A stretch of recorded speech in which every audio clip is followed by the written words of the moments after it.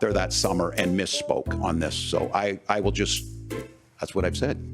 So I don't know if you guys know this, but apparently Tim Walz is cool. Nah, but seriously, I thought for sure that Sam Elliott ad was the cringiest thing I had ever seen in my life, which is why I made the first video on my channel about it.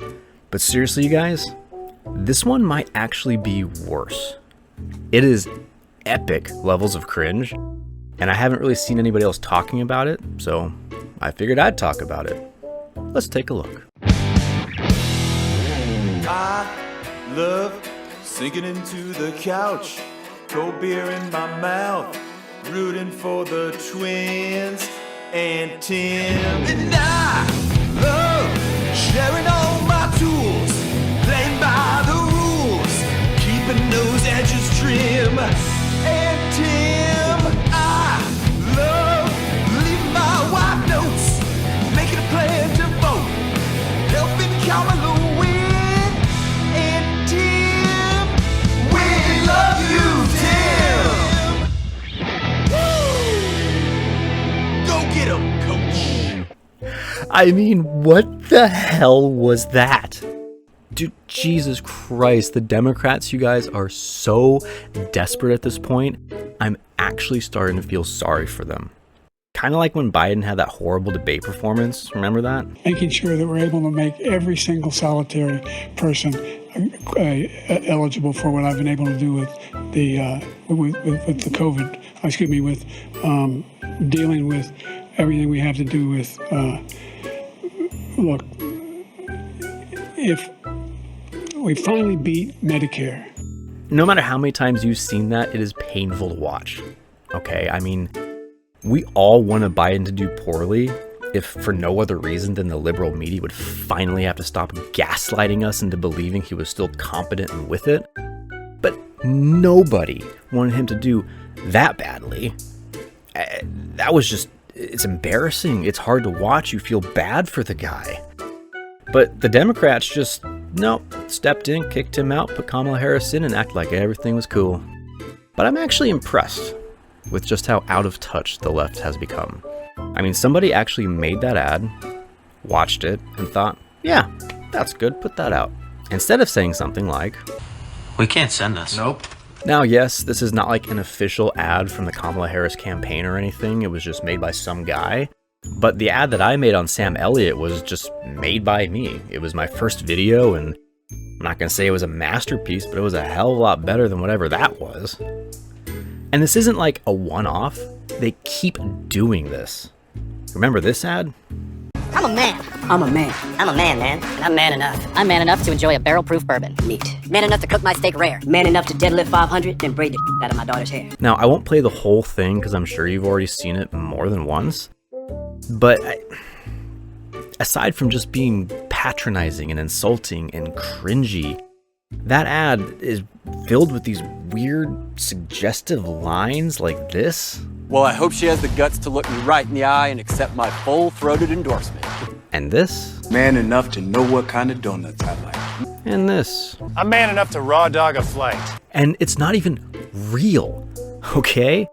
Our friend Bering did a whole deep dive, and none of these guys are who they say they are. Yeah, about now would be a good time to pause and just note that according to this tweet by 8th century woodchipper, this fellow is a bisexual immigrant from Nigeria. He works as an actor in DC and has many intimate photos with the Obamas and the Bidens. Oh yeah, he's done several gay-for-pay porn movies and nude solo shoots. He does not have a daughter, and he's not braiding anyone's hair. He goes on to give other examples, but you get the idea. Basically, the whole thing is just a big lie. They're all actors who have probably never been on a farm, never ridden a horse, never wrenched on a truck.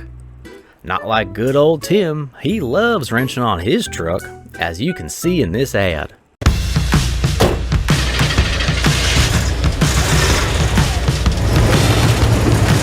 Hey everybody, Governor Walz here. This thing, old school carburetor. You can always tell something about somebody's maintenance when how clean their air filter is. I'm legit surprised he actually knows what an air filter is, unless someone just told him right before they started recording. Donald Trump and J.D. Vance have a manual too. It's called Project 2025. Jesus Christ, again with this Project 2025 nonsense. It is a lie. Trump has nothing to do with Project 2025. It's a think piece written by the Heritage Foundation. It has no ties to Trump whatsoever, but the Democrats just keep saying it over and over again and apparently suffer no consequences. It's just like the whole Charlottesville hoax, the whole find people on both sides. That was debunked years ago, but they keep saying it like it's true. If J.D. Vance, along with Donald Trump, get the opportunity, the folks getting the tax cuts are going to be the billionaires. They don't care about fixing the cruise control on a 79 International. Where did that even come from? He was talking about cruise control and all of a sudden started talking about Trump's tax plan. Like, there wasn't even a segue. And everything about this whole truck is BS too. He has no grease on his hands, no dirt. There's no protective cloth or anything over the fender to protect it. No, it is just a piece of political theater designed to make Tim look like a cool, down-earth, relatable guy. And they are very intent on making Tim look like a down-earth, relatable guy, because there are many ads from the Harris campaign designed to make him look that way, like these. Good morning. Perfect day. How are you today? Good, thanks for having us. Good, yeah. Oh man, it's smelling good.